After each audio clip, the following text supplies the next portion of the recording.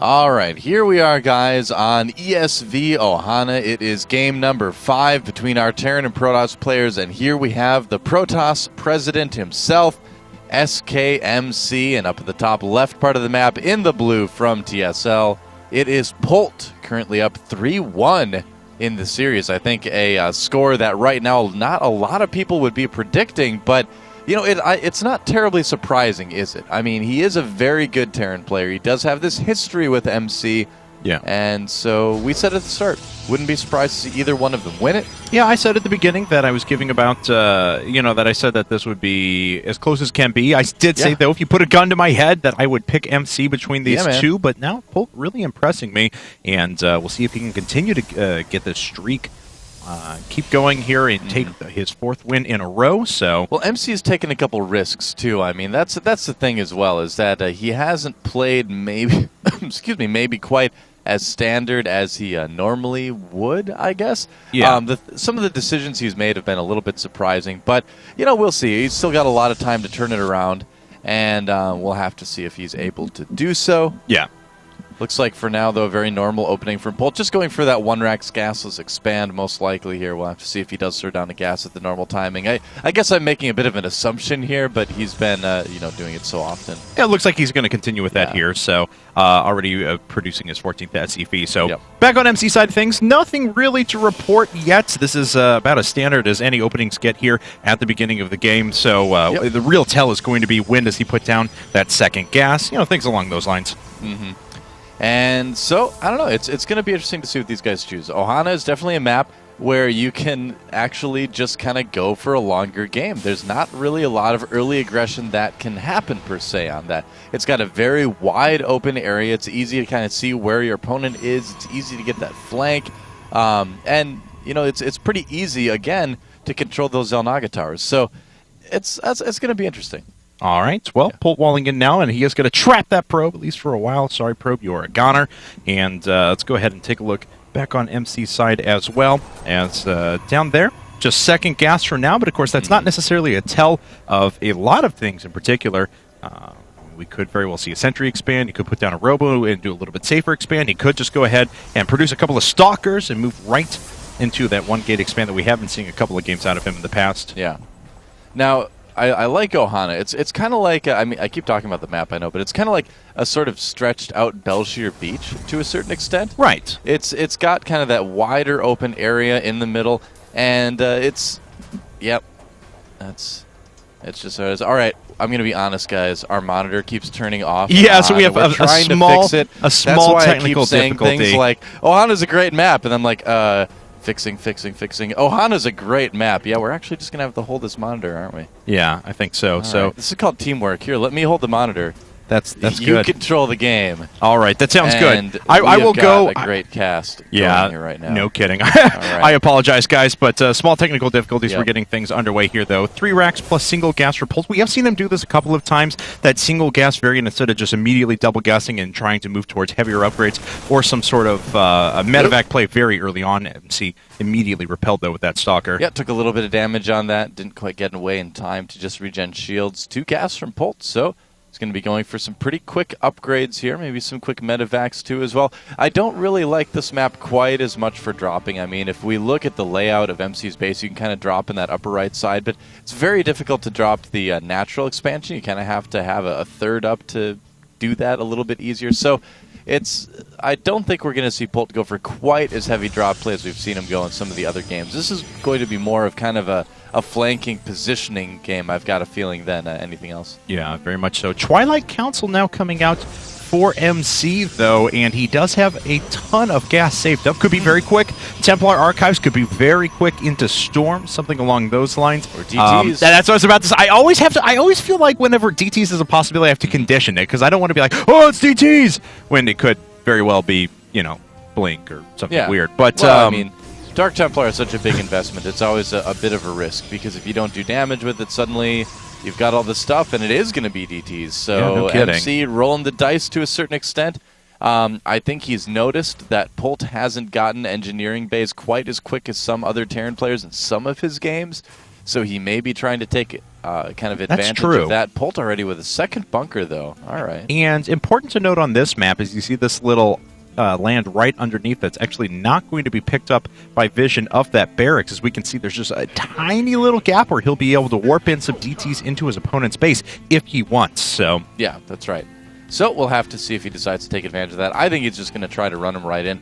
He can also just attack the rocks, too, and break through them relatively quickly. That's and, true. There's a good chance that Polt doesn't know about it, too, so that's a possibility. But, I mean, DTs... Oh, he's actually going for a DT drop. I really like this. This okay. Cool. All right. Past the wall. Yeah, War Prism coming out now, taking a look back on Polt, Polt's side of things. Is he already patrolling back and forth? Oh, Polt, he's so good. Polt's actually playing a lot better than I've seen him. I mean, he's been good, but he's really, really on fire in this TVP today. You know, especially after Game 1 where I thought MC had actually got himself a pretty good advantage, momentum-wise as well, in that very, very long game. It's certainly been... it's certainly been a big comeback for Polt, not just to turn that big Game 1 loss on its head and try and recapture the momentum, but also just the way he's been playing has been remarkable. So here comes the Dark Templar. In fact, I wonder if he's going to just attack the front, draw a scan there, and then warp more DTs into the main. Possible. Could be. We don't see any missile turrets up yet. In fact, this is the engineering bay. Oh, no, he's just going to drop them. All right. Okay, so going to warp a couple more in here, pick them up, head out of town. So... Yep.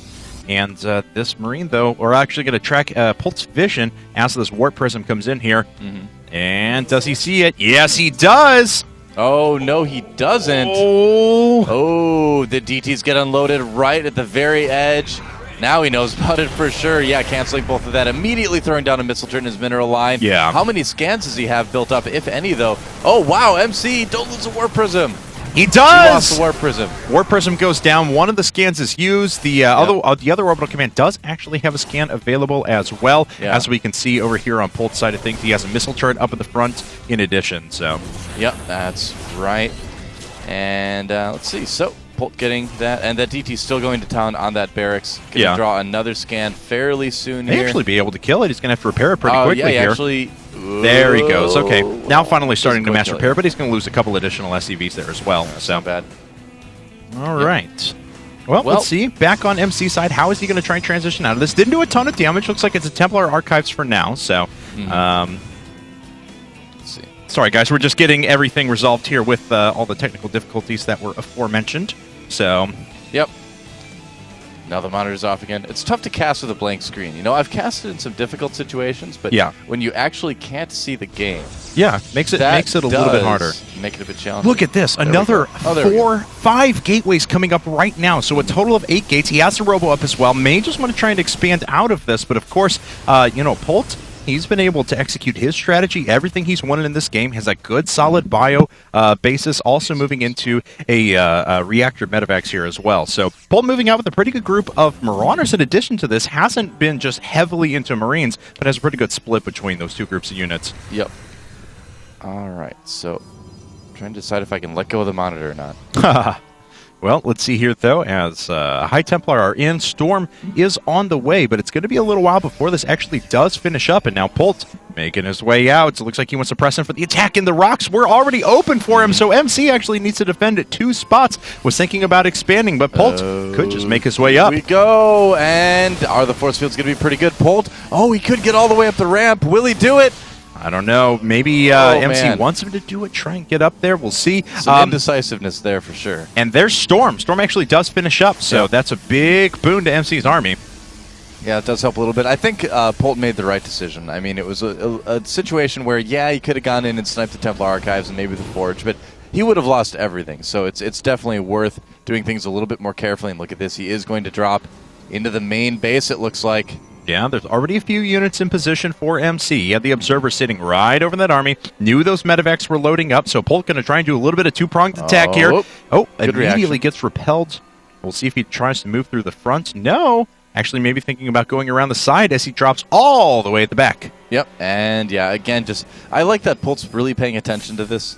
And Stims in to try to get a Templar too, but Will he get it? Nope. No. Picks him up, though, just in time. I think he only lost 2 Marauders there. That could have been a lot worse. Could have been a lot worse, but certainly you don't want to gift your opponents those kind of attack units at this stage when so much of your army is split off to the right. Oh, never mind. I thought he was dropping in the main again for a second. The tile set looks the same everywhere. I can't help it. All right, now MC chasing Polt across the map. He does have a supply lead.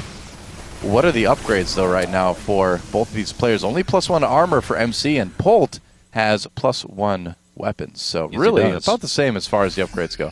All right. Well, back on MC side of things, he has finally put up his 3rd Nexus. Is there another base constructor for Polt? There is. So he's already got his orbital command finished. He just hasn't broken the rocks. Actually, we just saw him on his vision targeting those. So yep, shot down here in a second.